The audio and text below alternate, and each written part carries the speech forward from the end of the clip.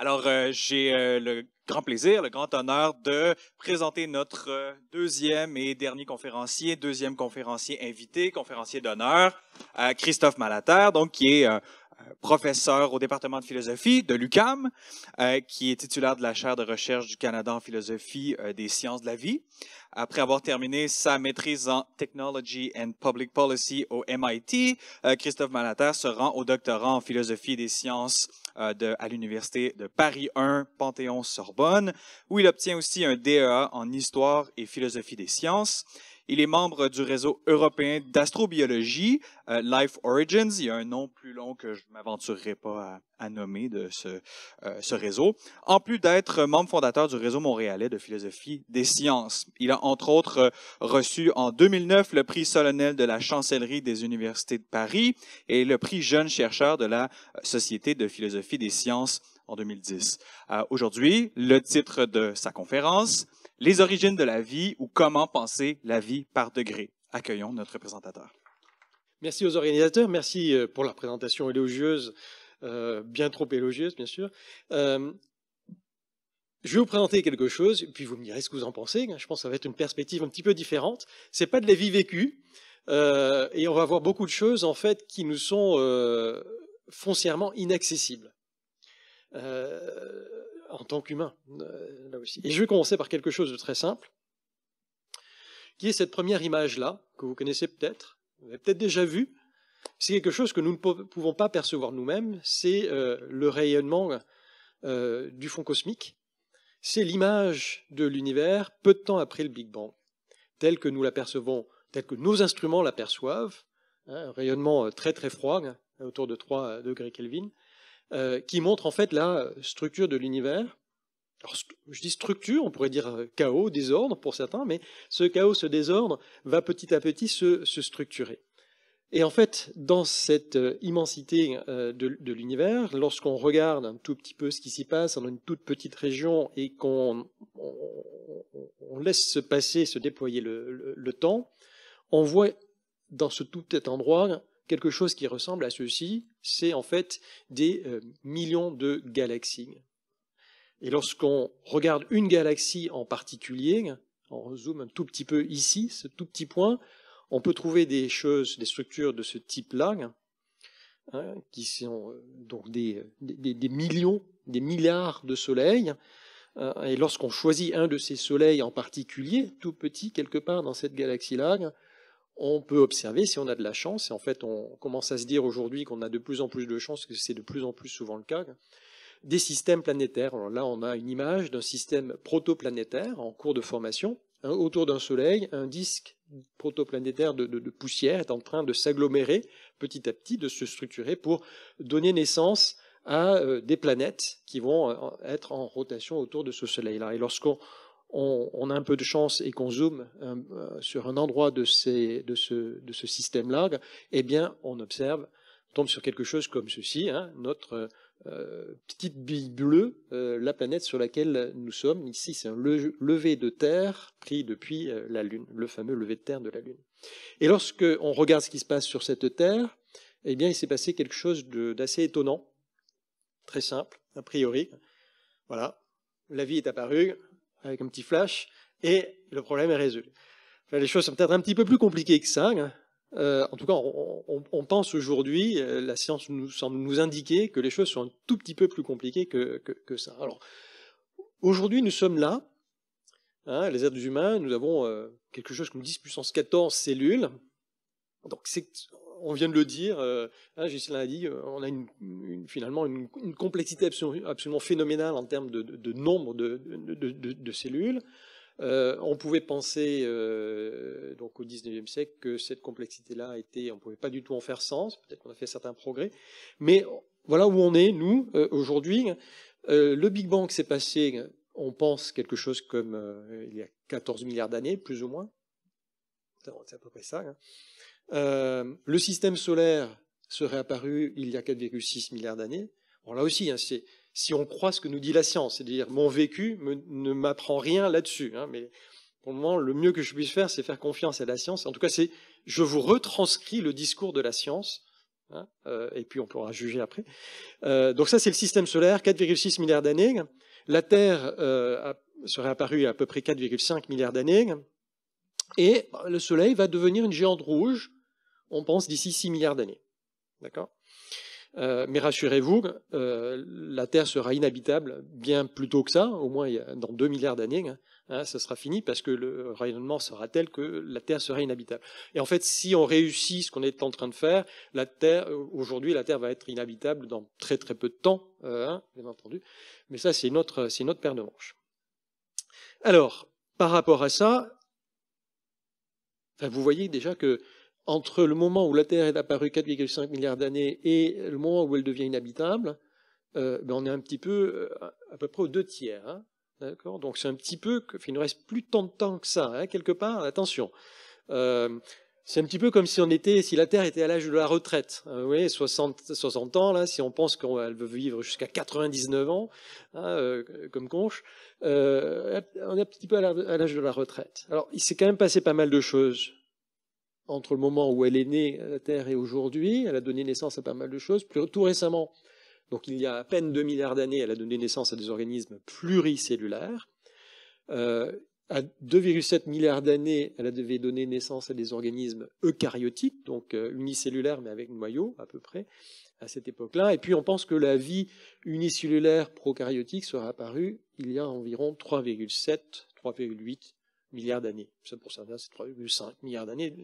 Là aussi, la science est quand même empreinte beaucoup d'incertitudes sur le sujet. Donc s'il y a origine de la vie, elle est quelque part là où c'est indiqué en orange, hein, à peu près entre le 4,5 milliards d'années et le 3,7 milliards d'années. C'est quelque part là-dedans. Donc on parle d'une période de plusieurs centaines de millions d'années, mais en dessous du milliard d'années, a priori, pour que la vie émerge.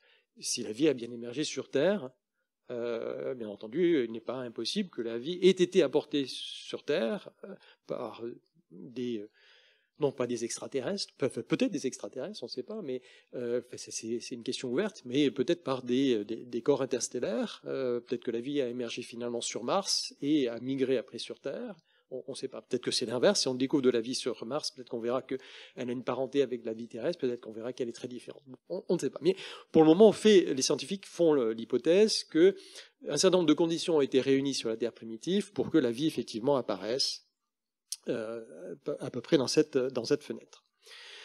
Quoi qu'il en soit, ça pose la question de savoir finalement ce qu'on entend par vie. Alors là, je vais revenir peut-être à quelque chose un peu plus proche de nos considérations de vie vécue. Hein, quelque part, on a cette idée que la notion de vie, elle joue un rôle central dans nos existences, tout simplement. Hein, le fait que je puisse dire ou je puisse sentir que je suis en vie.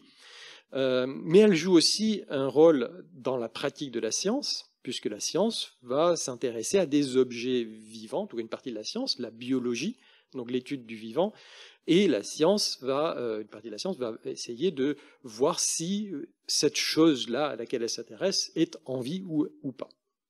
Donc on a un intérêt à vouloir définir la vie, caractériser le vivant, un intérêt qui remonte peut-être aussi loin que l'histoire humaine, mais c'est une question philosophique par excellence. Donc, Aristote disait, finalement, la vie, c'est la possession d'une âme d'un type particulier. Chez Leibniz, on a une définition de la vie en termes d'agrégation de monades. Chez Buffon, on a une définition de la vie en termes de propriétés de type de molécules particulières qui sont des molécules organiques. Chez Kant, on a la vie définie en tant que propriété de corps organisés. Chez Hans Driesch, on a la vie comme présente une force vitale, donc là aussi un vitaliste. Et plus proche de nous, on a la pléthore de définitions possibles du vivant. Par exemple, Alexander Oparin, qui est un des scientifiques qui, le premier finalement, a fait le postulat de la soupe primitive, hein, dans laquelle seraient nés les premiers organismes vivants, propose de définir la vie comme étant la somme ici, la liste de ces différentes propriétés, donc échange de matière avec l'environnement, croissance individuelle, croissance populationnelle, autoreproduction, mobilité, irritabilité. Francis Crick, le Crick et Watson de l'ADN, lui propose de définir la vie comme autoreproduction, évolution, métabolisme. Christian de Duve, lui, proposait de définir la vie comme production propre de composants, extraction d'énergie de l'environnement, catalyse, processus cellulaire, autoconfinement, régulation, multiplication, etc., etc.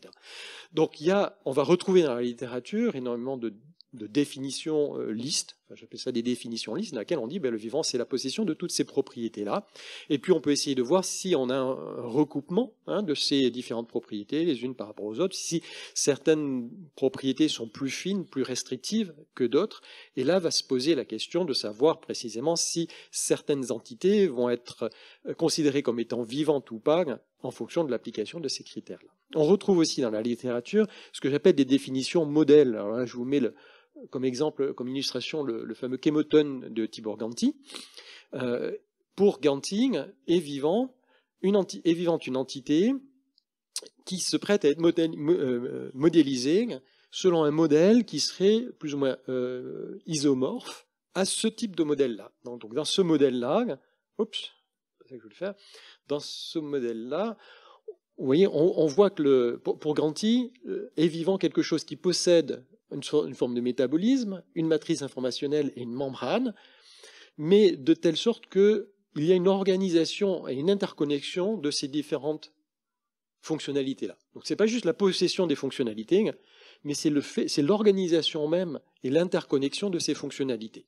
Donc pour Tibor Ganti, la matrice stocke de l'information qui permet au métabolisme de fabriquer les molécules qui vont bien, les composants qui vont bien de ce système-là. Parmi ces composants, il y a les composants qui permettent de régénérer la matrice, qui permettent de régénérer les molécules actives dans le métabolisme, dans la partie cyclique du métabolisme, et qui permettent aussi de générer une frontière avec l'environnement, donc une partie cellulaire. Si vous voulez. Pour Ganti, quelque chose est vivant si cette chose-là peut être modélisée selon un modèle qui serait isomorphe à ce type de modèle-là. Et on peut retrouver d'autres définitions un peu modèles, par exemple chez le chimiste Manfred Eigen, pour lequel est vivant quelque chose qui possède des hypercycles d'un type particulier. Bon.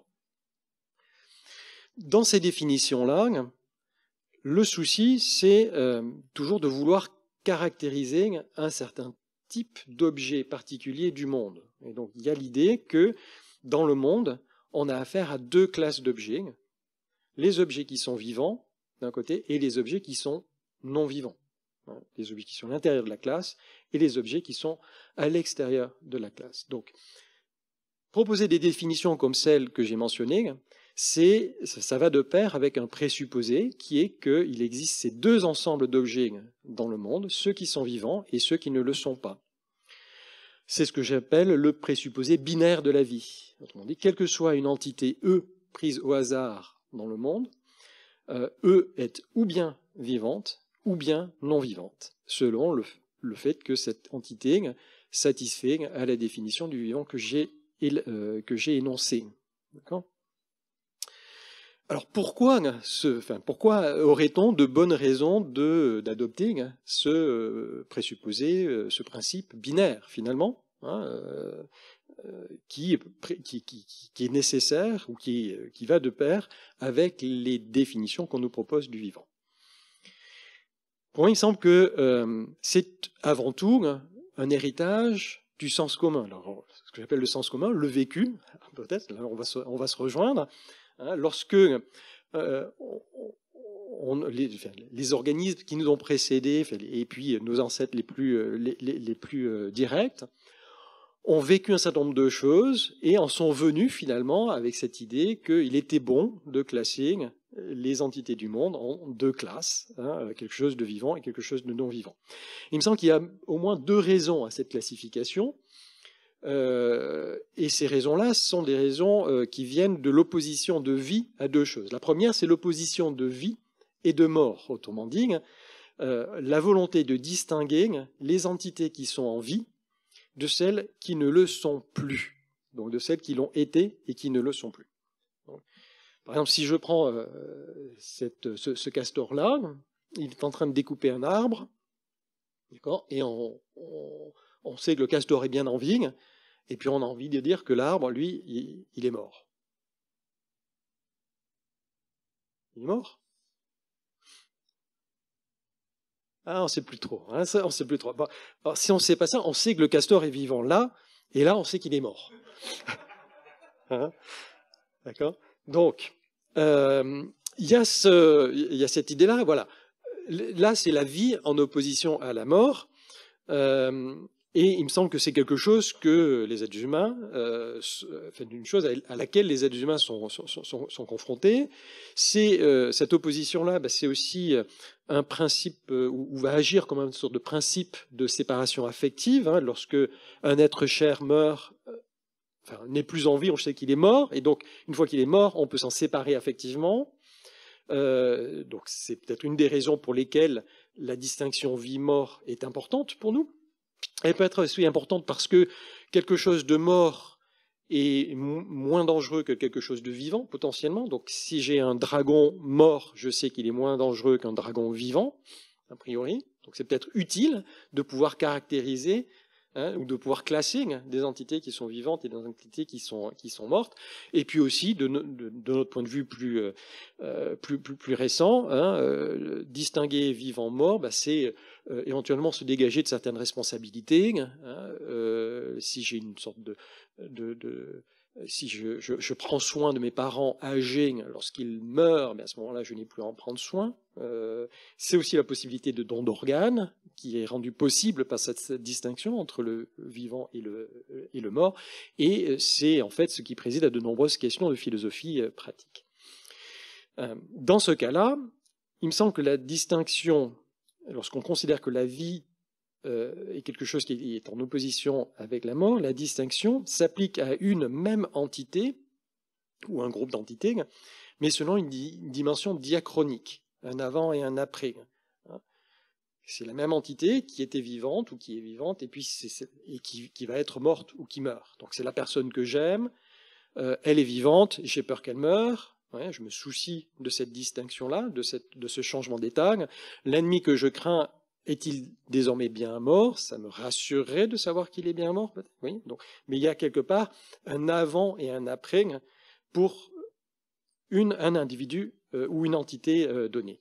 Autre exemple, l'arbre fruitier qui dépérit, est-il en train de mourir? C'est quelque chose qui me préoccupe. Donc on peut concevoir que dans la vie de tous les jours, l'être humain en soit venu à souhaiter caractériser ou à souhaiter classer d'un côté des entités vivantes et d'un autre côté des entités mortes, vivant en opposition à la mort. Une autre distinction possible, me semble-t-il, c'est l'expérience de la vie en opposition à l'inerte, ou du vivant en opposition à l'inerte. Et là, dans ce cas-là, on a une distinction qui va s'appliquer à des entités différentes selon une dimension synchronique. Donc on est plus à un instant donné, on veut essayer de caractériser, de classer, de catégoriser tout notre identité qui se présente à nous. Donc on sait, par exemple, sur la gauche, on va vouloir dire que le castor est vivant, la bactérie est vivante, la petite souris est vivante, et puis sur la droite, le cristal n'est pas vivant, et puis les deux autres souris ne sont pas vivantes non plus. Ce n'est pas le même type de souris. Dans ce cas-là, on pourrait se dire qu'une des raisons pour lesquelles on souhaite faire ceci, c'est que c'est peut-être une sorte de principe de précaution, c'est-à-dire que si on est capable d'identifier quelque chose de vivant versus quelque chose d'inerte, on a peut-être cette idée que quelque chose de vivant est potentiellement plus dangereux que quelque chose d'inerte. D'accord ? Donc là aussi, c'est peut-être pour une autre motivation qu'on a souhaité vouloir classer quelque chose comme étant vivant, quelque chose comme étant inerte. Vous voyez, si je vois ce truc-là, j'ai l'impression que j'ai affaire quelque part à une souris ou à un rat qui est peut-être un petit peu dangereux, et je sais qu'il va être dangereux parce qu'il est vivant. D'un autre côté, si je fais face à un rocher, je me dis que ça c'est inerte, c'est moins dangereux, a priori. Donc, de la même chose, de manière semblable, lorsque j'essaie de classer les choses entre d'un côté quelque chose qui est vivant et de l'autre côté quelque chose qui est inerte, cela peut me permettre de dénoncer un certain nombre de principes de responsabilité ou dénoncer le fait que j'ai des devoirs particuliers envers les entités vivantes plus qu'envers les entités qui ne sont pas vivantes. D'où des fondements, par exemple, pour des théories comme celle du biocentrisme. Donc il me semble que du point de vue de la vie de tous les jours, de ce que nous expérimentons, de ce que nous vivons, il y a au moins deux bonnes raisons de penser la vie comme étant spécifique, ou de penser que les entités du monde peuvent être classées dans deux grands groupes, d'un côté le vivant et le non-vivant. Ces deux raisons-là sont les deux oppositions, vie-mort peut-être, hein, ou l'expérience de ces deux oppositions, l'expérience de l'opposition vie-mort et l'expérience vie inerte. Alors, ce que j'ai dit sur le fait qu'une opposition ne s'applique que d'un point de vue synchronique ou diachronique, je pense que ça peut être aussi discuté. C'est-à-dire que l'opposition vie-mort peut, je pense aussi, s'appliquer à des entités différentes d'un point de vue synchronique. On peut peut-être aujourd'hui, lorsqu'il y a eu un incendie, essayer de classer les espèces végétales vivantes ou mortes sur le lieu d'un incendie de forêt. Mais je pense que si on fait ça, on va mobiliser de manière implicite une dimension temporelle aussi, c'est-à-dire qu'il y avait un avant et un après, avant l'incendie et après l'incendie. Mais bon, on peut quand même faire cette distinction-là d'un point de vue synchronique. Et de même, il me semble qu'on peut aussi appliquer l'opposition vie inerte à une même entité, pas uniquement à des entités différentes. Et d'un point de vue diachronique, le dragon qui était clairement vivant ne bouge plus désormais, c'est un petit peu comme un rocher inerte. Mais là, je pense que l'usage est peut-être plus discutable. Mais peu importe, il me semble qu'il y aurait au moins à minima ces deux types d'expériences vécues qui pourraient nous inciter à adopter le principe binaire selon lequel la vie vient de manière catégorique. Il y a des entités qui sont ou bien vivantes et des entités qui sont ou bien vivantes ou bien mortes. Alors, ça c'est le vécu. Maintenant, qu'est-ce qui se passe en science ? Il me semble qu'en science aussi, on va s'intéresser à ces deux oppositions-là. La vie en opposition à la mort, c'est typiquement l'objet, le principal objet d'étude finalement de la médecine, toutes les sciences de la santé, des sciences vétérinaires, de la biologie végétale qui va s'intéresser à la santé des plantes, de l'écologie qui peut s'intéresser à la santé des écosystèmes.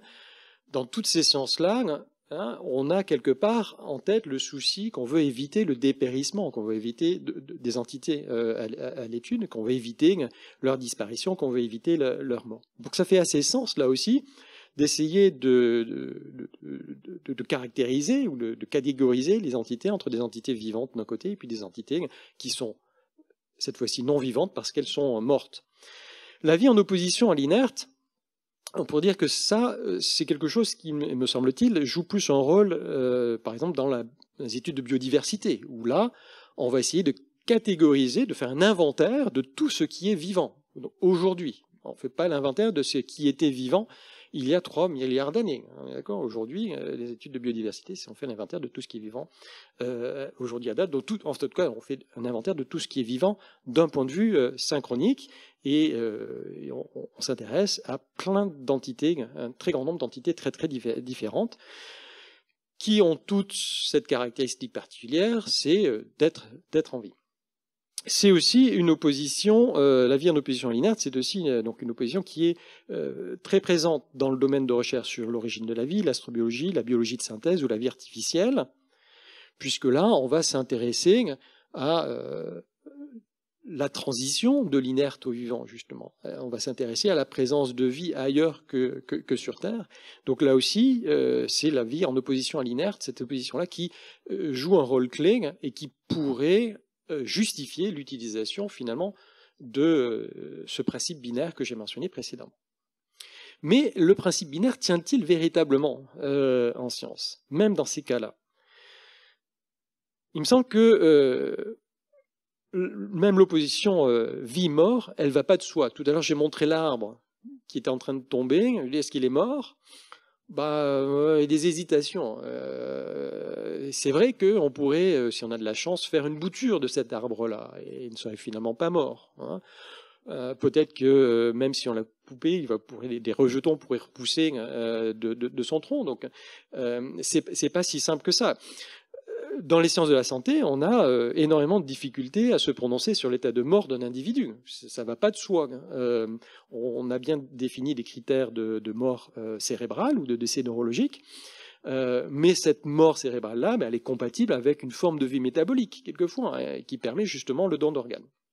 Donc ça montre que le passage de la vie à la mort, il n'est pas aussi catégorique, aussi radical que ça.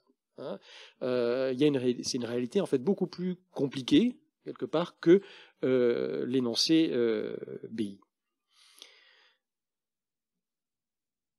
Alors, lorsqu'on s'intéresse à la vie en opposition à l'inerte, est-ce que là aussi le principe tient ou pas? J'ai parlé de biodiversité tout à l'heure. Moi, il me semble que la distinction vivant-non-vivant, elle est en fait absolument non opérationnelle dans toutes les études de biodiversité. Ce n'est pas l'étude du tout, la biodiversité n'est pas du tout l'inventaire des formes de vie.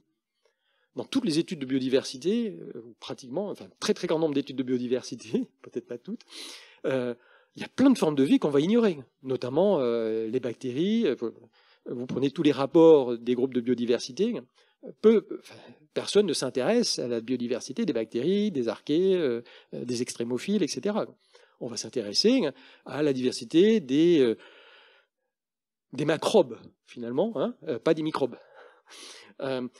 De plus, enfin, et à contrario, peut-être, on pourrait dire, certaines études de biodiversité, même dans le milieu académique, vont porter sur des entités, paradoxalement, dont le statut de vivant peut être discutable. Il y a de la diversité, des études de diversité virale qui se font, mais qui ne rentrent pas du tout dans le cadre d'études de biodiversité stricto sensu. Et donc, là aussi, il me semble que même lorsqu'on parle de biodiversité, qu'on est en science et qu'on veut faire de la biodiversité, même si la biodiversité, c'est la diversité du vivant, dans la pratique de la science, il me semble que la notion de vie ou de vivant, ici, ou de bio, elle n'est pas du tout opérationnelle. En tout cas, si ça vous intéresse, j'ai cité un papier, j'ai marqué en tout petit un papier dans lequel je creuse cette idée-là. La réalité aussi est en fait beaucoup plus compliquée en microbiologie et dans le domaine des origines de la vie et de l'astrobiologie, et c'est ce qui va m'intéresser maintenant. On va justement plonger dans le domaine de l'astrobiologie pour essayer de voir si ça fait sens toujours de maintenir ce principe binaire selon lequel les entités du monde sont ou bien vivantes ou bien non vivantes. Alors, qu'est-ce que l'astrobiologie ? Alors, si on prend l'Astrobiology Roadmap de la NASA, là, c'est une citation de la version 2003, mais il y en a épisodiquement. Il y a eu un rapport 2008, 2015, et puis d'autres plus récents. Voici ce que ce groupe d'experts ici nous dit sur l'astrobiologie. On nous dit que the discipline of astrobiology embraces the search for potentially inhabited planets beyond our solar system, the exploration of Mars and the outer planets, laboratory and field investigations of the origins and early evolution of life, and studies of the potential of life to adapt to future challenges both on Earth and in space. J'espère que vous allez faire « Waouh !» C'est quand même assez vaste, non, comme programme. Donc, il y a l'origine de la vie, hein, il y a l'étude de l'évolution très précoce de la vie terrestre, il y a la recherche possible de vie ailleurs que sur Terre, mais dans le système solaire. Donc, on parle surtout de Mars, avec tous les rovers qui ont été envoyés et qu'on continue à envoyer, mais aussi ailleurs dans le système solaire. On va essayer, par exemple, les scientifiques vont essayer de voir s'il y a de la vie quelque part peut-être sur certains satellites de certaines planètes comme Encelade et d'autres. Et c'est aussi la recherche potentielle de traces de vie au-delà de notre système solaire, donc potentiellement sur des exoplanètes, donc des planètes qui sont en orbite autour d'autres soleils, mais relativement proche quand même de notre système solaire. Donc on est quand même dans la galaxie et assez proche de notre système solaire quand même, parce qu'on ne va pas si loin que ça. On reste dans la galaxie, on n'est pas encore à voyager dans d'autres galaxies. Mais c'est quand même assez ambitieux comme programme. Le European Astrobiology Roadmap, lui, propose de définir l'astrobiologie comme the study of the origin, evolution and distribution of life in the context of cosmic evolution. This includes habitability in the solar system and beyond. Donc là aussi, on retrouve des questions d'origine, d'évolution de la vie, et puis distribution de la vie, mais alors là aussi partout dans l'univers, avec un contexte très vaste qui est celui d'une forme d'évolution cosmique, là aussi. Donc c'est pour dire que on se limite aucunement dans le périmètre d'étude. Donc ça, c'est comment certains scientifiques, comment certains groupes de scientifiques définissent l'astrobiologie. Et vous pouvez concevoir donc que là, dans ces programmes de recherche-là, d'un point de vue programmatique, la notion de vie joue un rôle central, puisqu'elle est présente même dans la définition même des objectifs de l'astrobiologie. Alors une manière, ça c'est un peu pour vous montrer aussi le type de travaux qu'on peut faire d'un point de vue opérationnel, on peut essayer de regarder ou de caractériser l'astrobiologie, non pas d'un point de vue programmatique parce que les scientifiques nous disent que l'astrobiologie est, mais en regardant les textes qui ont été publiés dans les revues d'astrobiologie. D'accord ? Donc avec des collègues ici, on a pris le contenu des 3 principales revues d'astrobiologie. Donc ça fait, je sais plus, quelques milliers d'articles, une dizaine de milliers d'articles, je ne me souviens plus exactement, mais peu importe. On prend tout le contenu, plein texte de ces articles-là, et on fait une modélisation dite thématique, on fait rouler un certain nombre d'algorithmes statistiques d'apprentissage machine dessus, pour essayer de faire émerger les thématiques présentes dans les textes. Et voici ce qu'on voit. Donc vous voyez, les principales thématiques en astrobiologie sont celles-ci de différentes couleurs. Donc vous avez en rouge plus ou moins des études qui vont porter sur l'étude des comportements de formes de vie connues, mais lorsqu'elles sont placées dans l'espace. Donc on va s'intéresser aux changements physiologiques que subissent certains organismes lorsqu'ils sont mis dans des conditions spatiales. On va s'intéresser à la survie de microbes, de micro-organismes lorsqu'ils sont à bord de vaisseaux spatiaux. Donc on se pose des questions de contamination, par exemple. Lorsqu'on envoie un vaisseau spatial qui est fait sur Terre, même si on le fait de la manière la plus propre possible, eh bien, il baigne quand même dans une atmosphère terrestre, donc il y a forcément des microbes. Et lorsqu'on va l'envoyer, par exemple, sur Mars, est-ce qu'on ne risque pas de contaminer Mars avec nos microbes si les microbes survivent ? Et donc, lorsqu'on va trouver de la vie sur Mars, et que par miracle, elle va ressembler à la vie terrestre, est-ce qu'on n'aura pas tout simplement trouvé les microbes que nous y avons envoyés ?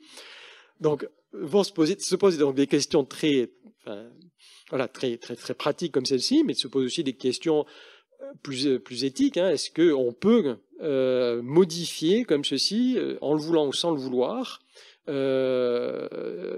des planètes sur lesquelles on va envoyer des engins spatiaux, ne serait-ce qu'en emportant avec ces engins-là des microbes.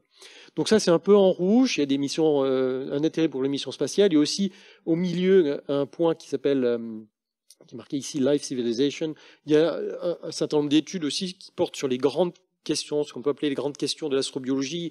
Donc la définition de la vie, par exemple, en fait partie. Mais il y a aussi l'équation de Drake, sur la possibilité d'existence, je ne sais pas si vous connaissez cette équation-là, mais à multiples facteurs, pour essayer de quantifier la probabilité que l'on soit contacté par une intelligence extraterrestre. Il y a des grandes questions sur le paradoxe de Fermi. Si l'univers est si vaste, comme je vous l'ai montré, qu'il y a autant de galaxies, que dans les galaxies il y a autant de soleils, et que dans tous ces soleils, autour de tous ces soleils, il y a des planètes, il y a la force. Comment se fait-il qu'on n'a jamais entendu parler des extraterrestres ? Enfin, plutôt, comment se fait-il que les extraterrestres ne nous aient jamais contactés ? Donc ça, c'est un peu les travaux en rouge. Le groupe A, le groupe B en vert, ce sont des travaux sur ce qu'on peut appeler la chimie prébiotique, donc des travaux de chimie dans lesquels on va essayer de partir d'éléments très très simples, très élémentaires, et essayer de voir ce qui se passe lorsqu'on met de l'énergie, lorsqu'on les mélange, lorsqu'on attend un petit peu, on prend quelque chose, on shake quelque part. Qu'est-ce qui se passe ? En fait, on s'est rendu compte que cette chimie prébiotique, elle est très très très très riche depuis les travaux pionniers de Miller dans les années 53.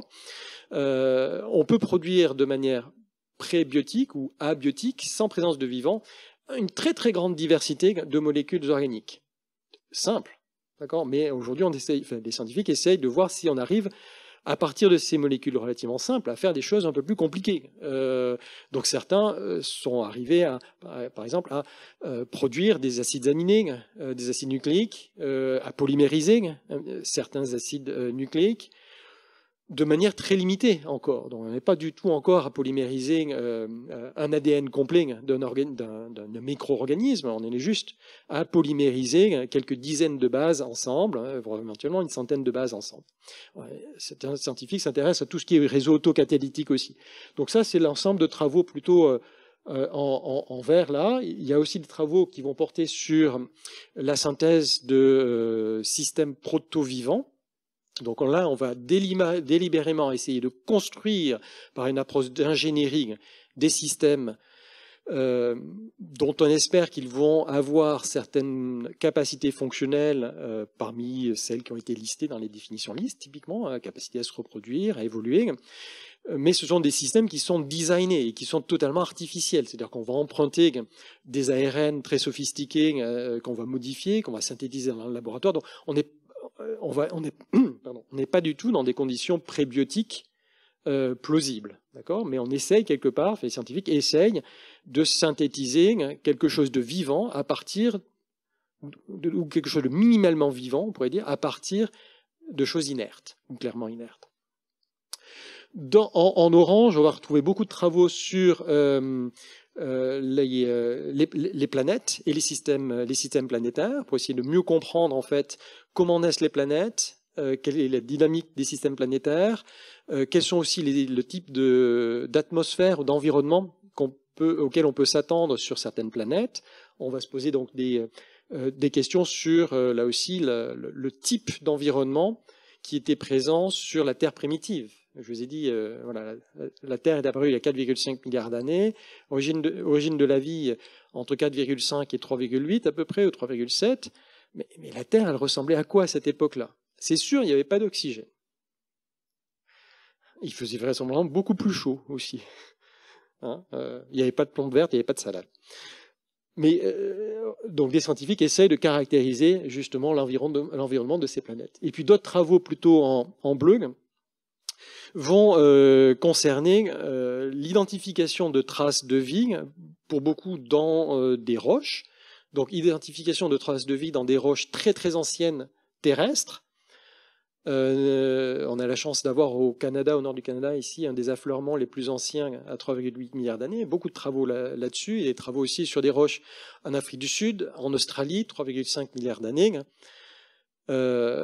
Il faut essayer de voir si on voit de la vie là-dedans, si on voit des traces de vie là-dedans. Donc il y a ces études-là. Là, il y a des études sur des météorites aussi, des études sur des roches, donc là, dont on espère qu'elles vont revenir de Mars, par exemple. Mais il y a des cailloux dont on sait, des météorites dont on sait qu'ils proviennent de Mars, par exemple, hein, qui sont aussi analysés et dont les études rentrent ici sont publiées dans ce type de revue-là. Voilà. Donc vous voyez ici, et puis un dernier point aussi, il y a certaines qui vont essayer de s'intéresser aux critères d'habitabilité des exoplanètes. C'est-à-dire qu'aujourd'hui, on a découvert plusieurs milliers d'exoplanètes, donc de planètes qui tournent autour de soleils autres que notre propre Soleil.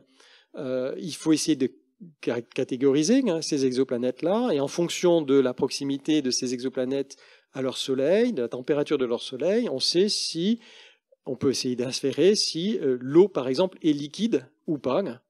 Et ça, c'est un des principaux critères d'habitabilité des planètes. La zone d'habitabilité, c'est la zone dans laquelle les planètes sont censées pouvoir héberger de l'eau liquide.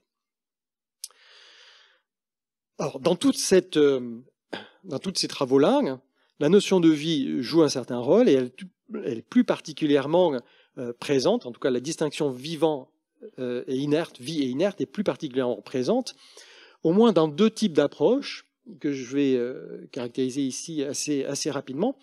Un, c'est la synthèse de systèmes vivants, tout ce qui concerne, donc c'est ce qui est fait typiquement par la biologie de synthèse, mais aussi par une partie de la chimie prébiotique et une partie de chimie des systèmes, et aussi une partie de chimie spatiale. L'idée là, c'est qu'à partir de molécules clairement non vivantes. Certaines de ces molécules peuvent être extraites de cellules vivantes. Aujourd'hui, il n'y a pas de problème, mais les composés avec lesquels on joue, finalement, sont clairement non vivants. On va essayer, à ce moment-là, de produire quelque chose qui est vivant et qui soit éventuellement en cohérence pour certains, mais pour d'autres peut-être pas, avec les conditions de la Terre primitive d'il y a 3,8 milliards d'années. Le type de travaux que j'ai en tête, c'est par exemple ceux-ci. On voit à gauche, en vert, si vous voulez, des travaux qui portent sur des liposomes. Donc on met en solution un certain nombre de lipides, d'acides gras, et puis on voit quelque chose se passer spontanément. Donc dans le chaos, il y a de l'ordre qui apparaît. Spontanément, il y a auto-organisation, création de ces liposomes verts qui bourgeonnent spontanément par ajout de composés, si vous voulez, qui vont même s'allonger et puis se briser en morceaux et redonner naissance à de plus petits liposomes qui vont à leur tour grossir, bourgeonner. Donc vous avez déjà quelque chose qui est capable de reproduction pratiquement. Donc là aussi, il se pose des questions. Si j'introduis des petites variations dans mes lipides, est-ce que je suis capable de réaliser une forme d'hérédité là aussi? Donc j'aurai une reproduction et hérédité. Est-ce que je peux introduire des formes de variations aussi qui seraient héritables? Donc, vous voyez que là on peut essayer, enfin les scientifiques essayent de voir si, à partir de systèmes hyper élémentaires tels que ceux-ci, on peut se diriger vers des systèmes capables d'une forme d'évolution, par exemple. Des systèmes un petit peu plus complexes sont ceux comme celui qui est représenté en haut à droite, dans lequel on a, dans un gros liposome, finalement, on a des molécules organiques déjà assez complexes, assez élaborées, des brins d'ARN, des acides aminés, dans lesquels on peut essayer d'imaginer entretenir une forme de réseau autocatalytique qui serait capable d'amplifier le nombre de ces molécules-là à l'intérieur, donc le système croîtrait, puis ensuite bourgeonnerait, et vous voyez que là aussi on pourrait imaginer les prémices, en tout cas, d'un système éventuellement un petit peu plus complexe. Et l'idée, dans ces cas-là, c'est qu'on va essayer quelque part de synthétiser quelque chose qui va être un petit peu minimalement vivant, là aussi. Donc la notion de vie va être très importante là-dedans. Et surtout, ce qui va être important, c'est de savoir ce que l'on considère comme étant minimalement vivant, ou pas. Le deuxième endroit où la distinction vie inerte est en fait très pertinente, c'est celui de la recherche des traces de vie ou des biosignatures, au moins dans deux domaines, traces de vie passées sur Terre ou ailleurs dans le système solaire, comme Mars, et on fait ça par les travaux de chimie analytique, de géologie, de micropaléontologie et d'exploration spatiale, éventuellement de recherche de vie en dehors du système solaire, intelligente ou non. La recherche de vie intelligente, c'est l'objectif du SETI, Search for Extraterrestrial Intelligence, et tout ce groupe de recherche, et puis sinon c'est un des objectifs de l'exoplanétologie. Donc qu'est-ce qu'on fait dans ces travaux-là? Eh bien, dans les premiers, on va essayer de récupérer des échantillons de roches. Donc vous voyez à gauche des échantillons de taille à peu près macroscopique. Vous avez les échelles, c'est 10 cm, à peu près 1 cm. Et lorsqu'on zoome de manière très très fine là-dedans, lorsqu'on est à l'échelle du micron, on voit des structures telles que celle-ci à droite. Et ça, ce sont des structures. Donc à droite, c'est un extrait des deux derniers panels tout à fait en bas, à gauche. Là. On voit des structures. Et d'après les scientifiques, ces structures-là sont des structures de systèmes vivants. Donc il y a 3,5, 3,7 milliards d'années. Donc c'est pas évident, mais l'idée c'est que si on voit ces structures-là, pour les scientifiques, c'est que forcément il y avait quelque chose de vivant. Donc là, dans ce cas-là, on veut une biosignature qui nous donne de très très bonnes raisons de penser qu'on a affaire à quelque chose de vivant. Et pour être vraiment bon, en fait, quelque part, on est en train de se dire qu'on veut une définition de la vie qui est plus maximale. Là aussi, c'est pas quelque chose qui est minimalement vivant, peut-être quelque chose qui est minimalement vivant. Je suis pas capable de le voir du tout, puisque c'est à des échelles bien plus petites, ce que j'ai montré tout à l'heure, les protosystèmes vivants, bien plus petites que ceci, même si ceci est à l'échelle du micromètre. Dans le domaine de l'exoplanétologie, lorsqu'on s'intéresse aux exoplanètes, donc vous avez sur la gauche un diagramme qui montre différents soleils, depuis des soleils de naine rouge en bas jusqu'à un soleil très, très, très brillant, presque blanc en haut. Le soleil terrestre, il est en jaune. Donc en fonction du type de soleil et en fonction en fait du flux d'énergie que renvoie ce soleil-là, on peut classer les planètes. Donc si on prend la ligne jaune, enfin pas la ligne, notre soleil jaune et qu'on regarde à l'horizontale, on voit on voit Vénus et Terre, la Terre, et puis on voit Mars. D'accord ? Donc ça, c'est notre système solaire. Et puis en bas, et la Terre se retrouve finalement dans la zone habitable. Et en bas, vous voyez classer un certain nombre d'exoplanètes, plus ou moins proches de leur Soleil, mais qui vont être plus ou moins éloignées d'une zone habitable là aussi. Et pour beaucoup de ces planètes trouvées à date, elles sont en orbite autour de naines rouges. D'accord ?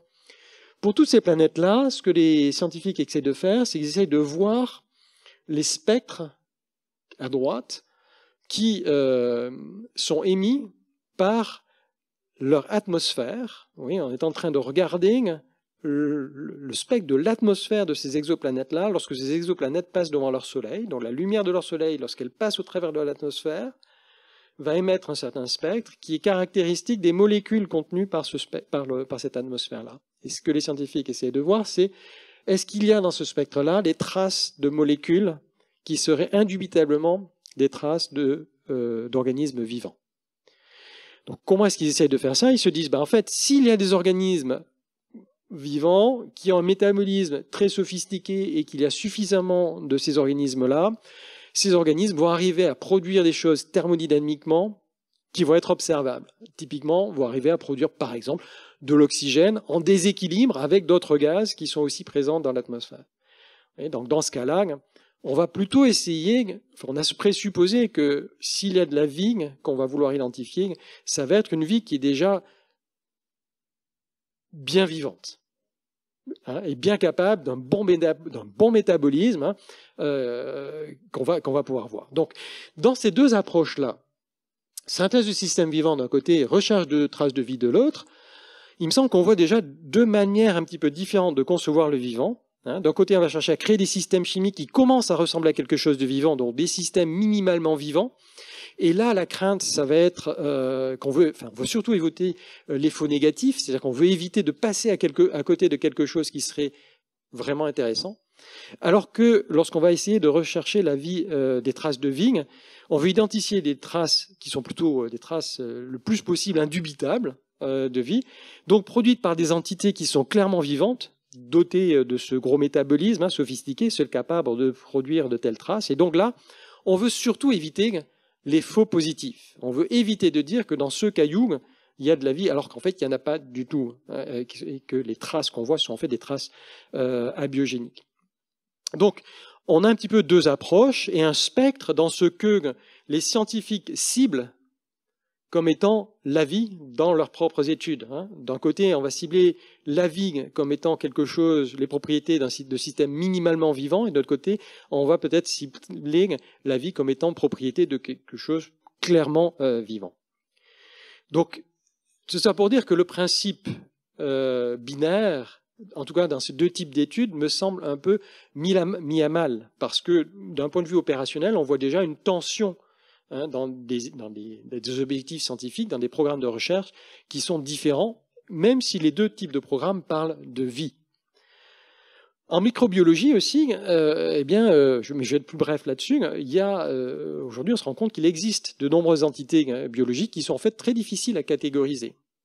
Bon, bien entendu, il y a eu des gros débats sur le caractère vivant ou non des virus, et ça perdure aujourd'hui, surtout lorsqu'on s'intéresse aux virus géants qu'on a découverts ces dernières décennies. Ce sont des virus qui avaient échappé aux microbiologistes jusqu'à présent, aux virologues jusqu'à présent. Pourquoi ? Parce qu'ils étaient trop gros. Ils ne les voyaient pas. Pourquoi ? Parce que pour étudier des virus, ce qu'on fait, c'est qu'on va filtrer une sorte de solution, et on essaie d'enlever de ces solutions tous les organismes qu'on pense être vivants, qui sont tous les organismes unicellulaires, et on va analyser tout ce qui passe au travers des mailles du filet. Et ce faisant, on trouvait bien sûr pléthore de petits virus.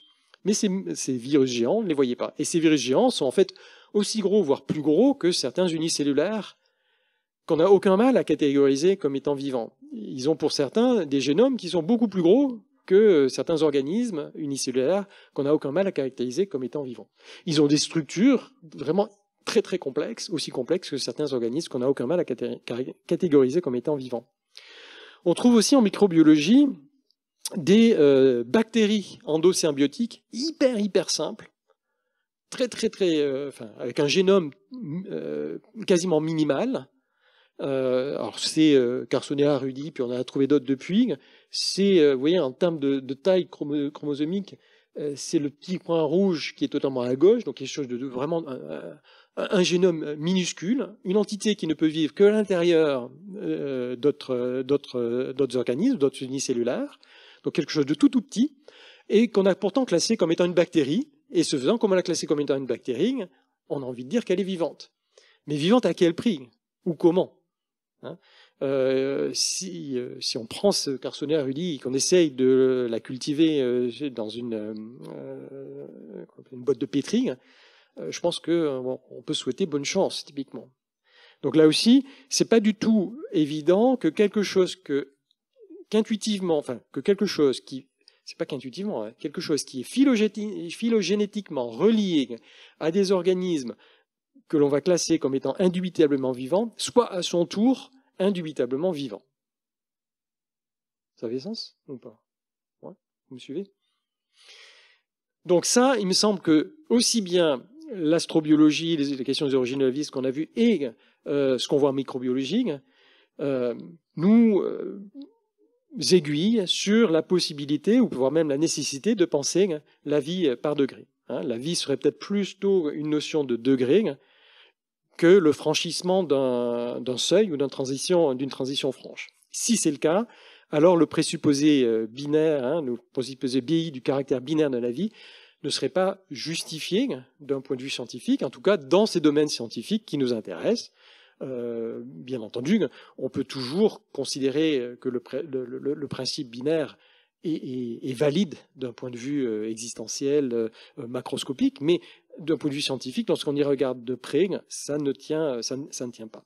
Donc la vie est plutôt une question de plus ou moins, avec de nombreux cas frontières, ce qui nous permet d'envisager en fait une sorte d'échelle de degré de vie, ou de ce que certains ont pu appeler aliveness, entre quelque chose qui est clairement non vivant et quelque chose qui est clairement vivant. Donc clairement non vivant des molécules élémentaires, clairement vivant des organismes unicellulaires, et puis entre les deux, quelque chose qui est plus ou moins vivant. Alors la question qui peut se poser, c'est comment mesurer finalement ce degré de vie aussi. Maintenant, on a dit, il existe un flou, une zone grise, frontière. Est-ce qu'on peut arriver à en dire plus sur cette zone floue? Une possibilité, c'est d'essayer de mesurer finalement un degré de vie en lien avec ce que les entités qui peuplent cette zone grise vont faire. Ces entités font plus ou moins de choses, qu'elles vont faire plus ou moins bien, et donc on peut se dire qu'on va essayer de mesurer non seulement ce que les entités font, donc quelles sont leurs capacités fonctionnelles finalement, et puis aussi le degré de sophistication ou de performance de ces entités selon ces capacités fonctionnelles-là. Donc on pourrait dire, voilà, les entités ont différentes capacités fonctionnelles qu'elles peuvent réaliser par degré, comme par exemple des capacités à se répliquer, se reproduire, à métaboliser des composants, à stocker de l'énergie, produire des variantes, s'individuer, stocker de l'information. Donc on pourrait imaginer refaire là aussi des listes de propriétés sous la forme de capacités fonctionnelles et se dire, finalement, telle entité, est-ce qu'elle les possède et est-ce qu'elle les possède à un degré de performance plus ou moins élevé? Et lorsqu'on fait la moyenne de tous ces degrés de performance-là, on peut recalculer finalement un degré de vie moyen de ces entités-là. Donc si on prend par exemple même quelque chose de très simple comme l'individuation, le fait de faire une membrane, on pourrait dire il y a des manières très simples de faire une première membrane en utilisant des liposomes, enfin des lipides tels que ceux-ci, là, et ça fait des liposomes tout bêtes. Et puis on peut avoir une membrane dans laquelle viennent s'insérer déjà certaines molécules qui permettent un tout petit peu d'échange sélectif avec l'environnement. Puis une membrane un peu plus sophistiquée dans laquelle les agents sélectifs, là aussi, sont plus ciblés, sont éventuellement actifs, et pas uniquement passifs, jusqu'à des membranes telles qu'on les connaît aujourd'hui chez certains organismes, même unicellulaires, qui sont en fait hyper complexes par rapport aux membranes avec lesquelles jouent les biologistes de synthèse. Donc, même sur un critère assez simple comme la capacité à s'individuer de l'environnement, à former une frontière vers l'environnement, on peut concevoir que cette capacité-là soit réalisée de manière plus ou moins performante et que donc on arrive quelque part à classer les entités suivant une forme d'échelle, hein, dans laquelle on aurait un 0 qui ne serait pas de vésicule du tout, et puis un 1 qui conventionnellement serait pris comme étant des vésicules très fonctionnelles, à très haut degré de fonctionnalité, telles qu'ont aujourd'hui certaines bactéries, par exemple. On pourrait dire, voilà, ça c'est un seuil 1 de fonctionnalité. Et puis on peut s'amuser à faire ceci sur toutes les différentes fonctionnalités ou capacités fonctionnelles, générant ainsi ce qu'on peut appeler un espace de vie multidimensionnel ou un liveness space, dans lequel les entités en gris peuvent être caractérisées selon leur degré de performance, suivant certaines de ces dimensions. Et donc, il n'est pas du tout impossible de concevoir que certaines entités soient plus performantes sur certaines dimensions, mais moins sur d'autres. Rendant aussi, là aussi, la caractérisation de la transition entre l'inerte et le vivant, de la zone grisée, peut-être un petit peu plus fine, pas juste dire c'est une zone de gris, hein, ou une zone de nuances de gris, de 50 nuances de gris, mais aussi une zone dans laquelle il y a plusieurs couleurs, si on peut dire ainsi. Alors, c'est bien beau, mais comment est-ce qu'on rend ceci peut-être un petit peu opérationnel ? On pourrait se dire qu'en fait, les capacités fonctionnelles sont des capacités qui sont capturées par le discours scientifique. Ce que font les entités, c'est ce que la science nous dit que ces entités font, finalement. D'accord ? Et donc, on pourrait essayer d'identifier ces capacités fonctionnelles en identifiant tout simplement les thèmes présents dans les discours scientifiques qui parlent des entités en question.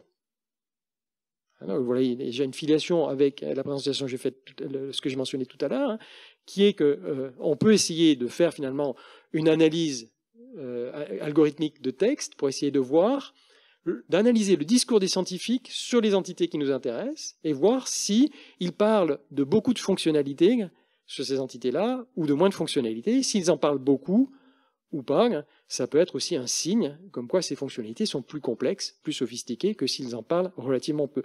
Donc c'est un peu ce qu'on a fait pour juste une preuve de concept.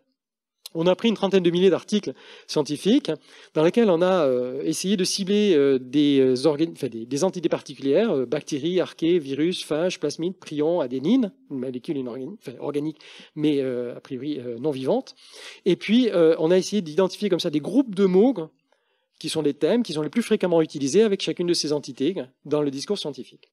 Et ce qu'on arrive à faire, c'est qu'on arrive à identifier des dimensions qui sont les thèmes qui sont les plus fréquemment discutés dans la littérature scientifique. Donc ça nous donne les dimensions, ici on en a 8, des dimensions de métabolisme, de catalyse, de synthèse de catalyse, d'élaboration de structures cellulaires, d'interaction avec l'environnement microscopique ou macroscopique, mais l'environnement, d'interaction avec des plantes ou animaux, d'interaction avec des humains, d'évolvabilité et des critères, une dimension de génétique en fait, d'encodage d'informations. Et on est capable, les mesures qu'on a faites montrent des associations de ces thèmes-là plus ou moins fortes en fonction des entités. Et donc on voit typiquement que on a tout normalisé pour bactéries, mais on voit que les archées paraissent plus simples dans leur mode de vie que les bactéries. On voit que les virus, typiquement en gris ici, sont moins vivants que les bactéries sur plein de dimensions, mais plus vivants que les bactéries sur 2 dimensions, notamment leur capacité à interagir avec les humains et leur capacité à interagir avec les plantes et les animaux. C'est ce qu'on voit dans le discours scientifique.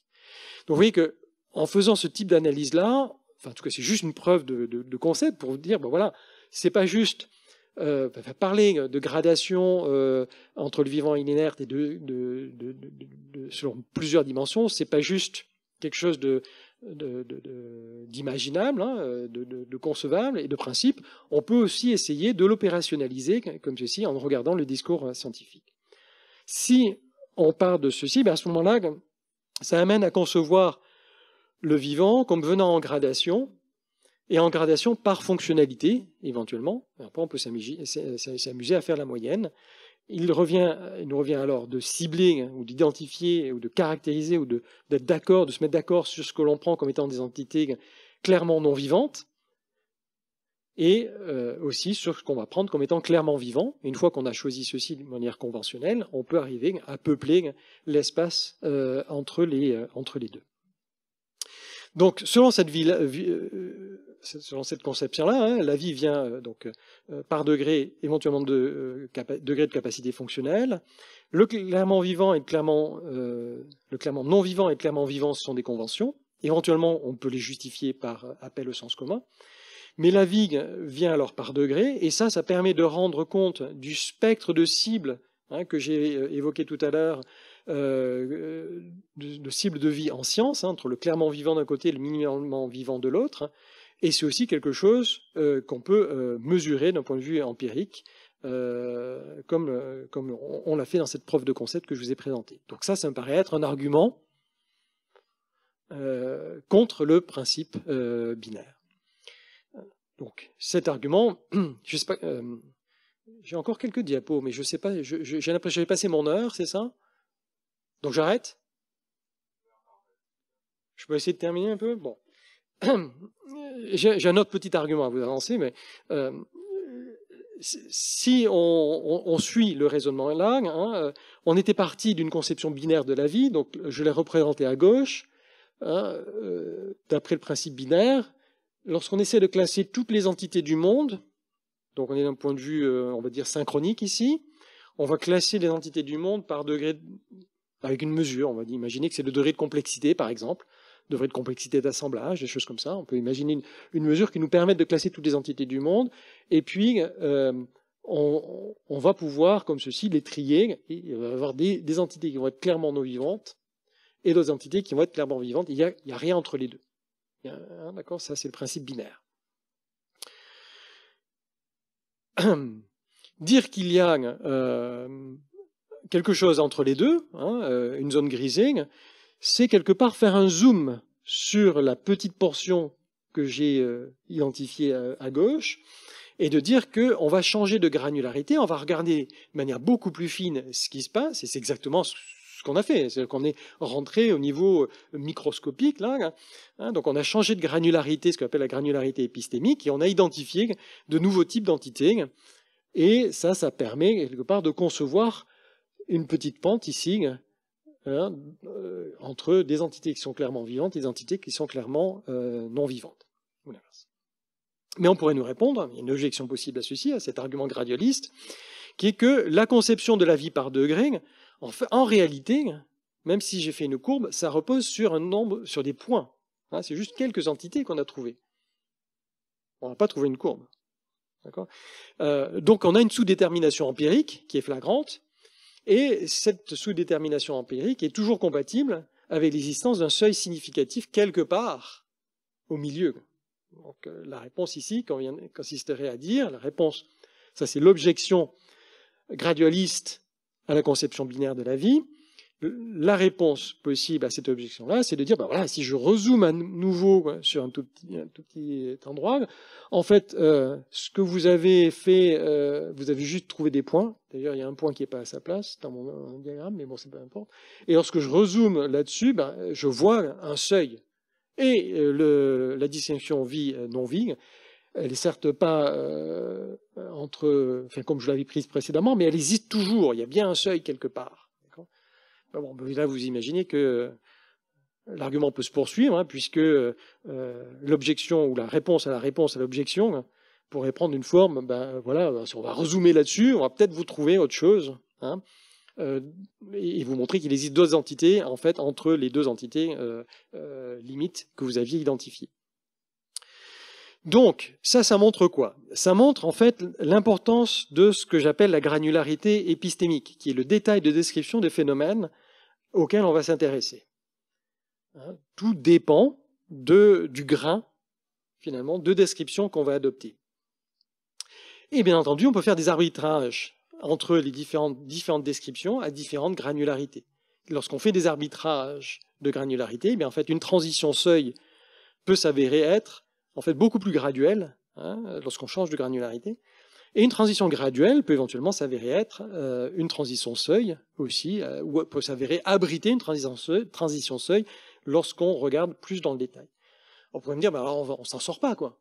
Ouais, c'est une régression à l'infini, c'est un débat, bon, okay, où est-ce qu'on va? En fait, on s'en sort quand même un petit peu, parce que on ne revient pas au point de départ. On va vers de plus en plus fin, vers de plus en plus précis. Et en cette direction-là, la science nous apportant un certain nombre d'éléments, ça va éliminer, en tout cas, certaines conceptions du principe binaire. En tout cas, c'est-à-dire le principe binaire originel, on va peut-être le mettre de côté, mais il y a peut-être toujours un seuil très significatif quelque part, mais il n'est pas entre le clairement non-vivant et le clairement vivant, mais il est peut-être plus entre certains types de fonctionnalités et d'autres types de fonctionnalités.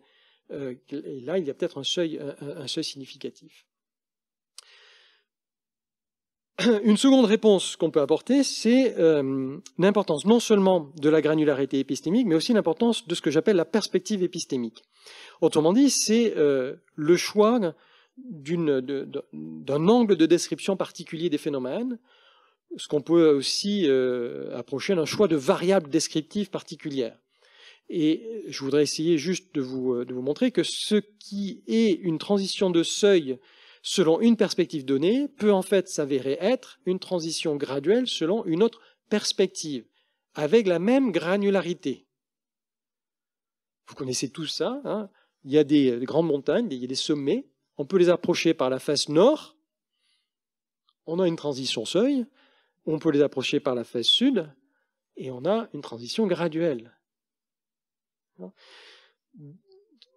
Une manière de voir ça dans notre contexte, c'est d'ajouter une dimension, et là je vais juste ajouter une dimension qui est la dimension temporelle, à ce diagramme-là. Vous voyez que la dimension temporelle permet de concevoir une évolution dans un espace déjà tridimensionnel dans lequel ces différentes perspectives peuvent avoir un impact.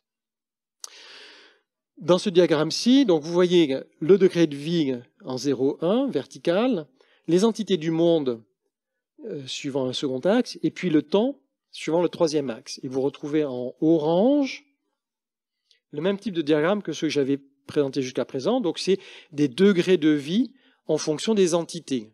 Donc les entités classées plus ou moins par degré de complexité, et on voit leur degré de vie. D'accord ? Et cette courbe-là, elle évolue au fil du temps. On est d'accord ? Les entités du monde, sur la Terre primitive, lorsqu'il n'y avait pas sur la Terre primitive toutes les entités du monde qu'il y a aujourd'hui. Donc sur la Terre primitive, on était beaucoup plus à gauche, clairement dans de l'inerte uniquement. Donc la courbe orange était très réduite. D'accord ? Ça marche, ça ? Bon. Mais une fois qu'on a ce diagramme-là, les degrés de vie en fonction des entités qui va évoluer au fil du temps, vous voyez qu'on peut s'imaginer, enfin on peut s'amuser à regarder d'autres diagrammes en projetant cet espace tridimensionnel ou cette surface-là sur les autres dimensions. En particulier, si on peut s'intéresser au degré de vie maximum au fil du temps. Donc on va regarder les entités du monde versus le temps. Pardon, le degré de vie, excusez-moi, le degré de vie des entités maximum atteint par les entités du monde au fil du temps. Donc c'est la projection de la courbe rouge. La courbe rouge, c'est la réalité sur cet espace tridimensionnel. On la projette comme ceci sur le plan degré de vie et temps, et on a une autre courbe, qui est la courbe verte. Et on peut aussi projeter la courbe rouge, qui est l'évolution réelle, sur le plan bas, dans le plan entité du monde et temps, et essayer on a une courbe en fait qui est les entités de degré de vie maximum au fil du temps. Donc, vous voyez que la réalité en rouge ici, on peut la projeter sur 3 plans. Et est-ce que vous voyez où je veux en venir? C'est que une transition seuil dans une dimension peut en fait ne pas être un seuil dans l'autre. La face nord de la montagne peut en fait s'avérer être une pente relativement graduelle lorsqu'on va prendre la face sud. Lorsqu'on zoome sur un tout petit endroit comme ceci, là j'ai représenté dans l'espace tridimensionnel le cas générique. On a une trace réelle qui est la trace rouge. Lorsque je la projette sur les 3 plans, ça nous fait des transitions, 3 transitions graduelles. Mais voici d'autres cas ici dans lesquels j'ai une transition graduelle juste sur deux dimensions qui se traduisent par une transition seuil par projection sur l'autre plan. Vous me suivez? Bon, ok. Et de même, je peux avoir des transitions de seuil dans 2 dimensions et puis finalement aucun changement dans une des dimensions là. Donc la perspective, autrement dit épistémique, qui est le choix des variables de description de mon phénomène, sont aussi très importantes parce que en fonction de ce choix-là, je vais éventuellement avoir affaire à un seuil ou à une transition graduelle. Et on peut essayer de caractériser en fait les différents types de transitions. La première, ça concerne plutôt l'amélioration lente de mêmes entités. Il n'y a pas de nouvelles entités qui sont créées, mais amélioration lente d'un même type d'entité sans diversification. La seconde, c'est plutôt l'amélioration rapide par diversification. La troisième, c'est la diversification lente sans amélioration, etc., etc. Jusqu'au statu quo au milieu.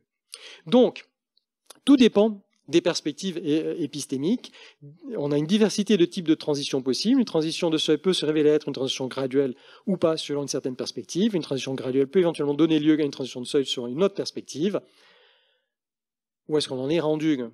Objection, on va pouvoir nous dire, mais là, on va nulle part. Non seulement on a une régression à l'infini, bon, vous en sortez un petit peu, mais là maintenant, vous présentez quelque chose qui donne lieu finalement à un relativisme absolument radical. Puisque vous dites tout dépend de la manière sur laquelle on va regarder l'objet d'intérêt. Effectivement, ce que je suis en train de dire, c'est que le caractère binaire ou non de la vie, il doit être relativisé à la granularité épistémique qu'on va choisir et à la perspective épistémique qu'on va choisir. Mais ce n'est pas pour autant qu'on n'avance pas, parce que là aussi, la science nous fournit un certain nombre d'éléments qui va nous permettre, en tout cas, de nous dire qu'à une certaine échelle, on est plutôt dans tel cas plutôt que dans tel autre, étant donné des choix de perspective, de granularité faits. Donc certains travaux à partir du clairement vivant, qui essaient de simplifier le clairement vivant aujourd'hui, nous montrent l'existence possible de certains types de systèmes qui n'existaient pas avant, et inversement, lorsqu'on part du plus simple en bas à gauche et qu'on essaie de générer du plus en plus complexe, on arrive aujourd'hui à produire des systèmes beaucoup plus complexes, capables de certains comportements dont on ne pouvait même pas envisager l'existence il y a quelque temps de cela. Donc si il y a une leçon, c'est que s'il y a un caractère binaire quelque part, il n'est certainement pas comme il est dépeint à gauche, il n'est pas entre quelque chose qui est clairement non vivant et clairement vivant, mais il est plutôt, s'il existe, quelque part au milieu ici dans la zone grisée, sachant qu'on a déjà des certain nombre d'éléments qui nous permettent de nous éloigner du clairement non vivant par le bas et du clairement vivant par le haut.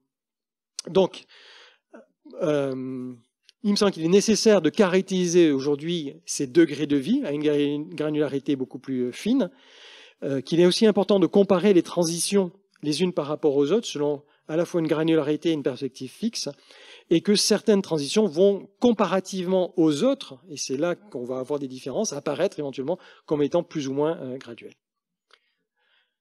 Pour résumer, très rapidement, parce que je sais que c'est un fil peut-être un petit peu long, je suis parti du caractère binaire de la vie, opposition vie-mort, vie inerte du sens commun, qui paraît justifier ce caractère binaire-là, aussi une certaine pratique de la science, et pourtant j'ai essayé de vous montrer qu'il y avait des contre-exemples, des choses qui n'étaient pas aussi simples que ça, notamment en astrobiologie et en microbiologie, donc de bonnes raisons de penser au bien fondé d'une distinction graduelle, d'où la proposition d'une conception gradualiste du vivant, qui émerge de capacités fonctionnelles, avec une utilité pratique, dans certains domaines scientifiques, qui ont besoin effectivement de cette granularité beaucoup plus fine, sinon on va dire n'importe quoi.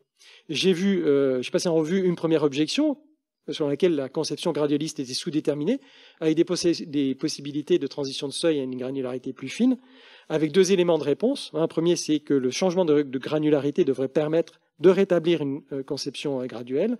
Un deuxième élément de réponse, qui est un changement de perspective épistémique, là aussi, peut permettre d'identifier une transition graduelle qui serait cachée par une transition de seuil. j'ai formulé notre objection à ces deux réponses-là, celle d'un relativisme radical, auquel je pense qu'on peut apporter la réponse que les avancées scientifiques apportent un certain nombre de contraintes qui permettent déjà d'écarter certaines formulations du principe binaire, et que l'existence aujourd'hui ou non d'un seuil majeur demeure ouverte, mais s'il y a seuil, il est très certainement une granularité beaucoup plus fine que le principe BI tel que formulé, d'où l'importance de chercher à caractériser plus finement ces degrés de vie. Merci.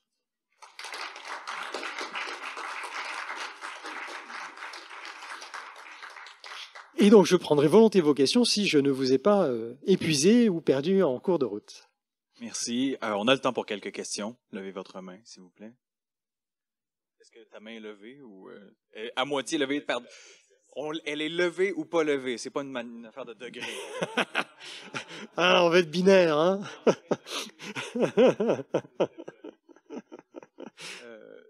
Vous avez développé un argument a posteriori contre la conception binaire de la vie. Je me demande si on n'aurait pas pu obtenir le même résultat en partant d'un postulat a priori du type de celui de Leibniz, le principe de la raison suffisante, qui nous oblige à croire que pour que la réalité soit intelligible, toute chose doit arriver pour une raison, et donc il ne peut pas y avoir de discontinuité radicale au sein de l'évolution de la nature, parce que ce serait admettre un saut immotivé dans le cours de la nature. Donc, est-ce que la posture continuiste n'est pas un postulat de l'intelligibilité de la nature? Admettre un seuil, peu importe où, dans quel cas, là, que ce soit en ce qui concerne la vie ou l'émergence de quoi que ce soit, ce qui serait l'équivalent d'admettre quelque chose comme une émergence radicale ou forte, on dit parfois, là, plutôt que simplement l'émergence faible. Donc, admettre quelque chose comme une discontinuité ou une émergence forte, c'est admettre qu'il y ait des zones inintelligibles et donc renoncer au projet de la science. Oui, on peut arriver à cette thèse-là par des considérations, je pense, a priori, effectivement, mais le problème qu'on peut toujours avoir avec des conceptions a priori, c'est de savoir si elles sont bien fondées ou pas. Donc là, après, on se retrouve devant deux choses. Soit on essaye de confronter ce principe-là à la réalité objective, quelque part. Hein. On essaie de voir si ça tient toujours. On pourrait dire on est popérien. Voilà. On formule des théories en rêvant, peu importe d'où proviennent les théories. Hein. On est très créatif, on formule plein de théories. Et finalement, on va s'intéresser aux théories qui résistent toute réfutation. Et on va continuer à entretenir finalement des théories qui, jusqu'à présent, ont résisté à des réfutations. Mais on peut aussi essayer de formuler un certain nombre de positions qui soient en lien avec quelque part ce que nous dit la science. C'est-à-dire que là aussi, il y a des raisons, la science nous donne un certain nombre de raisons de penser à quelque chose. Il me semble que lorsque on a ces raisons-là, on a plus que une proposition à laquelle on a abouti de manière a priori. Parce que peu importe comment on a abouti finalement à cette proposition-là, à cette position-là, à cette théorie, cette conception-là, on a un soutien empirique.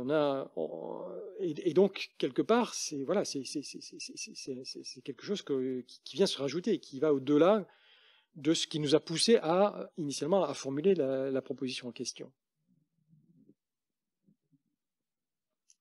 Merci Christophe, c'était vraiment très intéressant et très convaincant. Moi, en tout cas, ça me convainc là, parfaitement que si on veut continuer à parler, à utiliser des concepts comme vivant et non vivant, il va falloir les appliquer de manière continuiste avec un gradient. Je me demandais si on ne pouvait pas aller encore franchir un pas de plus dans la rupture avec ce qu'on pourrait appeler les biais issus du vécu à propos de l'usage de ces concepts-là, c'est-à-dire de dire, en fait, ce que tout ça démontre, c'est que vivant, non-vivant, ça n'existe pas. Ce ne sont pas des concepts qui découpent le monde selon des articulations qui lui sont inhérentes. Puisqu'en fait, quand on regarde là, l'espace multidimensionnel de vie, mais on pourrait dire, il y a toutes ces choses-là, il y a tous ces gradients-là, mais on rajoute aucune information quand on parle en termes de degrés de vie. Il y a des degrés d'évolvabilité, il y a des degrés de métabolisme, il y a des degrés de création de membranes, etc. Donc, est-ce qu'on aurait une raison de garder le terme vie, ou est-ce que finalement on pourrait juste dire que c'est un concept qui n'est pas utile si on veut faire de la bonne science? Moi, je serais d'avis de le garder parce que dans la vie de tous les jours, notre expérience, etc., elle est quand même fortement marquée par cette notion-là. Elle parle, elle joue un rôle, elle permet de discuter, etc. Mais mon point, c'est de dire que je ne suis pas pour qu'il y ait une forme d'ontologie, peut-être, indépendamment de considérations quant à la granularité épistémique et à la perspective épistémique. Donc, je serai très relativiste quant à l'ontologie que je formulerai. Pour moi, il y a plein d'ontologies possibles qui sont toutes très légitimes en fonction typiquement de la granularité et de la perspective épistémique que l'on se fixe. Dans notre vie de tous les jours, on n'a pas besoin de se creuser autant la tête sur les degrés de vie. Mais par contre, si on est un biologiste de synthèse et on veut créer quelque chose de minimalement vivant, ben là, ça va être très très important de décortiquer la chose et d'essayer de dire c'est minimalement vivant dans telle dimension, c'est un peu plus vivant que tel autre truc et moins vivant que tel autre truc, parce qu'on est à un niveau beaucoup plus fin. Mais là aussi, c'est pas parce que à ce niveau-là de la microbiologie, de la biologie de synthèse, on pourrait voir les choses de manière relativement continue, qu'à un niveau plus fin, on n'aurait pas des discontinuités. Et je suis même fondamentalement convaincu qu'on a des discontinuités. Mais on a plein de discontinuités. Ces discontinuités, en fait, sont plein de petites transitions de seuil, plein de petites transitions de phase. On n'a pas de problème avec l'eau qui se transforme en glace, par exemple, il y a une transition de seuil, il y a une transition de phase. Là. Et en fait, dans des systèmes chimiques, il y a plein de processus qui sont en fait qui vont être irréversibles et qui sont semblables à ces transitions de phase-là. Mais c'est de toutes petites étapes qu'on arrive parfaitement à expliquer avec de la thermodynamique, etc. Donc il n'y a aucune émergence forte ou quoi que ce soit. Mais ce sont des phénomènes qui, lorsqu'ils se passent, donnent lieu à des ruptures. Il n'y a pas de gradualisme là. Donc, voilà, tout ça pour dire que je ne suis pas en train de dire que c'est du gradualisme partout à toutes les échelles, loin de là.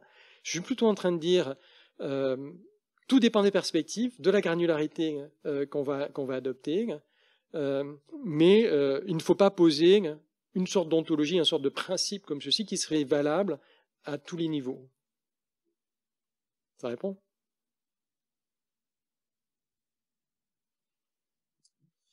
Oui, merci pour cette excellente conférence. En fait, c'est ça, moi j'avais peut-être deux questions. Donc, tu parlais en fait ça des faux positifs et des faux négatifs. Et ben, tu disais aussi que bon, finalement, il n'y a pas de définition parfaite de la vie. Et donc, d'une certaine manière, les faux positifs, les faux négatifs seraient en fonction des différentes définitions qu'on pourrait y apporter. Et là, c'est en fonction des différentes perspectives. Et là, ça pose justement le problème. Ben, est-ce que c'est vraiment des faux? Est-ce que c'est seulement une question nominaliste finalement? Puis si c'est le cas, ben, est-ce que c'est si grave si finalement on identifie telle planète et telle autre, ou si finalement, ben, lorsqu'on fait de la biologie synthétique, on se dit ben ça c'est pas de la vie ou ça c'est de la vie. Finalement, c'est une question de langage, c'est pas si grave, ça n'a pas vraiment de répercussions. Ça va pas nous empêcher peut-être justement de découvrir des petits bonhommes verts sur telle ou telle planète. Donc finalement, ce serait. Donc ça serait ma première question. Et ma deuxième question, qui est pas, on change de registre, c'est plutôt en fait, je trouve ça quand même intéressant la biologie synthétique. Et je me demande, toi, ton regard sur la discipline, est-ce que tu vois certaines promesses de cette discipline-là, autant au point de vue scientifique que technique, selon ton point de vue d'expert sur le sujet, disons pour la prochaine décennie ou les suivantes, qu'est-ce que tu vois comme l'avenir de la discipline, la biologie synthétique? Alors, sur le premier point, ce que je voulais essayer de mettre en évidence le fait que en astrobiologie, les scientifiques vont cibler éventuellement différentes choses lorsqu'il s'intéresse à la recherche de vie. Dans le cas de la biologie de synthèse, on va avoir ce qu'on veut, c'est quelque chose qui marche un tout petit peu quelque part. Donc, si on prend, je sais pas, si on prend l'analogie des machines volantes, donc on peut avoir, si je lance un caillou, je peux dire que le caillou il va voler. Je lance un avion en papier, je peux dire que l'avion en papier va voler. Et puis si je prends un bombardier, un avion, je sais plus, un Airbus, n'importe quoi, je veux dire voilà, ça vole, d'accord. Le biologiste de synthèse, il en est à essayer de vouloir faire un avion en papier et pouvoir dire que minimalement ce truc-là va voler. L'exoplanétologue ou même le micropaléontologue veut des indices qui ont vraiment de bonnes chances de nous dire qu'il y a de la vie. Et pour qu'il y ait ces indices-là, il faut que ces indices soient forts. Pour que les indices soient forts, à ce moment-là, il faut qu'il y ait quelque chose qui vraiment été vivant. C'est-à-dire que dans plusieurs millénaires, les avions en papier auraient disparu, mais il y aura vraisemblablement des carlingues d'avions qui vont rester, et on saura qu'il y avait eu des gros avions qui volaient. Donc c'est un petit peu ça. Les cibles vont être différentes. Étant donné qu'il y a ces cibles-là différentes, même s'ils appellent dans les deux cas la recherche de vie, c'est pas la même chose qu'ils ciblent. Donc ça veut dire que la notion de vie, elle est déjà élastique dans ce domaine-là, et que donc il faut essayer de la caractériser plus finement. Alors c'est pas juste une question de, on pourrait dire c'est une question de nominalisme, peu importe, certains vont appeler ça vie, d'autres appeler ça autrement, et puis peu importe. Mais non, je pense que le problème est plus fort que ça, c'est que tout le monde appelle ça vie, et on appelle vie des choses différentes. Donc quelque part, ça brouille les pistes, et puis surtout, le gros problème, je pense qui peut se poser, c'est la communication envers le public général. Où là, on va avoir, dès qu'on va trouver des petites molécules vertes sur Mars, on va dire, ça y est, on a trouvé des bonhommes verts. Et ça, c'est la porte ouverte à du gros n'importe quoi. Et pour éviter ceci, il me semble nécessaire justement de regarder plus finement les propriétés auxquelles s'intéressent les biologistes de synthèse d'un côté et les propriétés auxquelles s'intéressent les exoplanétologues de l'autre. Et puis, finalement, c'est des choses qui sont peut-être révélatrices d'un continuum, mais qu'à ce moment-là, il faut regarder le continuum de manière plus fine. D'accord ? Est-ce que ça répond à ta première question ? Bon.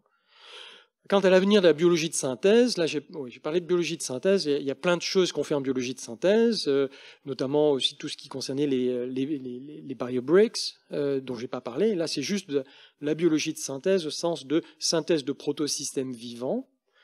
Moi, je pense qu'il y a énormément de choses, énormément de potentiel, mais là aussi on se rend compte que l'organique, le moléculaire, le chimique et le suprachimique sont en fait d'une complexité phénoménale qu'on commence à peine à découvrir.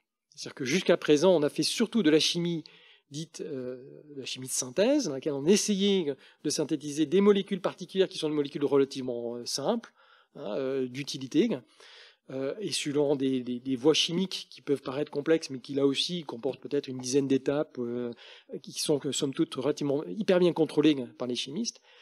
Mais on n'a pas du tout, on n'a aucune connaissance sur la chimie qui peut se passer lorsqu'on mélange plein de molécules relativement complexes, et lorsque cette chimie aussi peut se passer dans des conditions qui ne sont pas du tout les conditions qu'on a sur Terre, par exemple les conditions spatiales. C'est quelque chose d'absolument inconnu. Donc il y a une richesse, il y a tout un paysage en fait à explorer, à découvrir, et je pense qu'il y aura énormément de choses à l'avenir. Mais c'est très très très compliqué, très très très compliqué. On aurait le temps peut-être pour une dernière question rapide. Il reste 2 minutes, selon notre nouvel horaire. Gênez-vous pas. Je sais que l'esprit de ce courant de pensée-là va à l'encontre de ce que vous venez de présenter, mais je suis quand même curieux parce que vous avez mentionné quelques tentatives de définition, comme le chémoton, mais je me suis intéressé aux critères de Maturana et Varela, l'autopoïèse, le modèle de l'autopoïèse. Vous en pensez quoi de cette définition-là ou cette tentative-là de définir la vie? C'est une manière de définir la vie, mais comment dire ? Pour moi, l'autopoïèse, c'est rien de sorcier, c'est des boucles de rétroaction Des boucles de rétroaction, il y en a à plein d'endroits. Hein. C'est très, très, très fréquent. Quant à dire que... parce que là aussi, l'autopoïèse, c'est finalement des boucles de rétroaction dans des systèmes chimiques ouverts. Bon, ben là aussi, il y a des termes scientifiques aujourd'hui qui permettent de rendre compte de ces systèmes, qui permettent de les décrire, d'en connaître les comportements, sans avoir à inventer des nouveaux termes. Sur ce, remercions notre conférencier. Merci. Merci.